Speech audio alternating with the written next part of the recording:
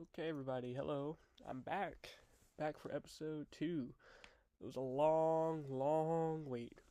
But today we're going to be talking about the NFL. We're going to do a quick Week 14 recap.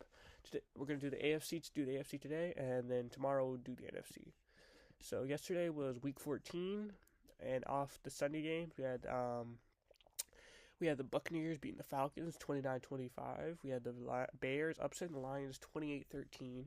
We had the Bengals beating the Colts 34-14. The Browns beating the Jaguars 31-27. The Saints beat the Panthers 28-6.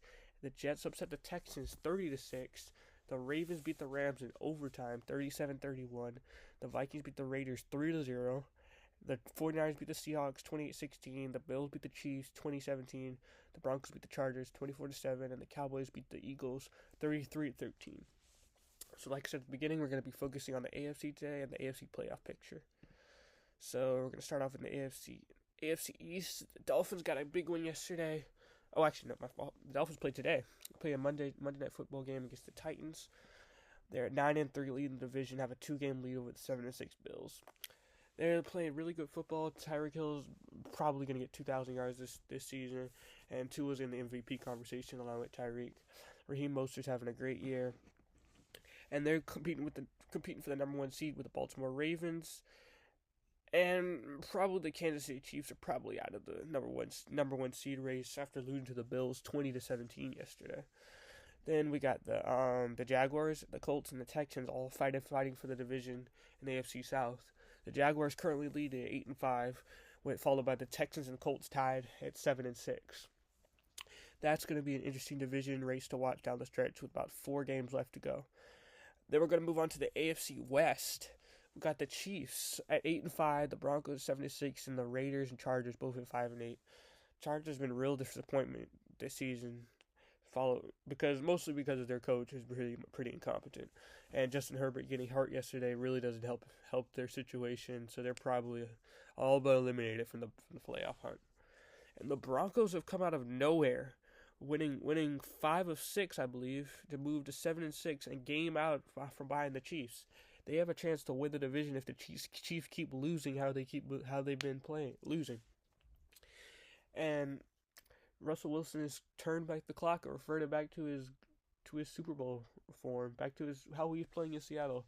He's got a good coach, and they have got a great defense, and we'll see how the Broncos can do as they try to compete for an AFC wildcard spot.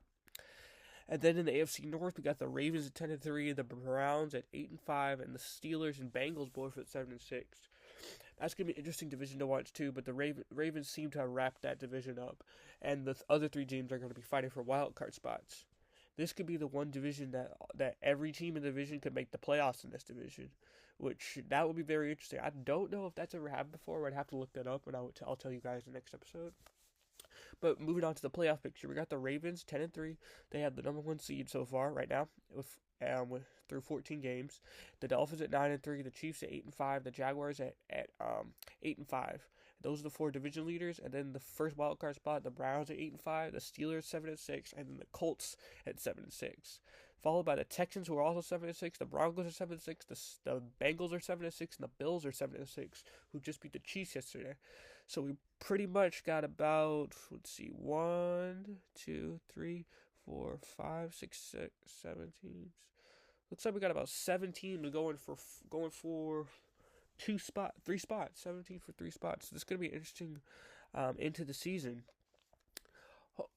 So far, it looks like 6 teams tied at 7-6. So it's going to be a great finish coming down into the season. Let's see what else we got here. Oh yeah, let's go through some injuries. Trevor Lawrence was able to play yesterday. However, they fell for the Browns 31-27. Joe Flacco, and if you would have told me that Joe Flacco was going to pass for 331 yards and 3 touchdowns in 2023, I would have said you were crazy. I don't know how this man is still playing like this. It's so surprising to me. After the Browns lost Deshaun Watson early in the year to a shoulder injury, they're still looking good, and it looks like they're primed to make the playoffs with Flacco as their quarterback. Trevor Lawrence, on the other hand, didn't have that great of a game. 3 touchdowns, 3 interceptions, 28 for 50. If you got to pass the ball 50 times, most of the time you're not going to win because you need to sprinkle in some run game and stuff like that. And that means, especially against a defense like the Browns, they're going to get after you, force turnovers, create sacks, especially with Myles Garrett on the defensive line. Let's see what else happened yesterday. Oh yeah, the Ravens beat the Rams 37-31 in overtime on a walk-off punt return, 76-yard punt return by Tylan Wallace. That was a really crazy game. The Rams were able to come back and tie the game with a field goal to send the game to overtime after the Ravens drove down the field. And the Rams have fallen to 6-7, and the Ravens are up to 10-3, and they got the best record in the AFC right now. Lamar Jackson had a good game, 3 touchdowns and an interception, and 70 yards on the ground rushing. Odell Beckham Jr. had 97 receiving yards and a touchdown. A good game for him, he seemed to finding his form down the stretch nowadays. Let's see what else happened yesterday. We had an upset yesterday with the Jets beating the Texans. C.J. Stroud had left the game in the third quarter with a concussion, and he'll be in the protocol. Well, his status is up in the air for next week. Zach Wilson had a really good game, 27 for 36, 301 yards and 2 touchdowns. Breece Hall had a okay game on the ground, 40 yards, 10 carries for 40 yards. And Garrett Wilson had a good game, 9 receptions for 108 yards. And the Texans Nico Collins also got injured again yesterday, so they're in for injuries. They're looking pretty tough with Tank Dell getting injured last week. So Stroud has lost his top 2 targets. So it's going to be interesting to see how they play down the stretch, missing 2 of their best weapons on offense. And Zach Wilson, man, I don't know what's gotten into Zach Wilson, because next week I guarantee he's probably gonna have like 100 yards. Likely he doesn't know how to play football again. But this week he's playing like an MVP.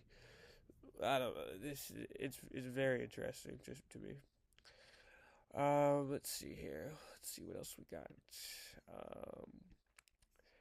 Let's see here. That seems like about it for yesterday's action. Tonight we got the Dolphins playing the Titans on Monday Night Football.